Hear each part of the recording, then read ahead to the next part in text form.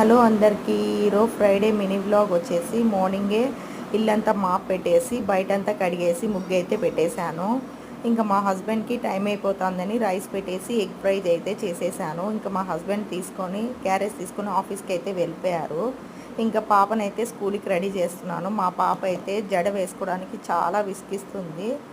ఇంకెలానో మా పాపనైతే రెడీ చేసి స్కూల్కి అయితే పంపించేశాను. మార్నింగ్ పని ఉన్నప్పుడే చాలా విసిగిస్తూ ఉంటుంది. ఇంకా అలానే పాపనైతే స్కూల్కి పంపించేసేసి నేను ఇంటికి వచ్చి ఇంకా బ్రేక్ఫాస్ట్ పూరీ చేశాను. ఇంకా ఇంట్లో పూజకి అన్నీ రెడీ చేసి పూజ కూడా చేసేసాను.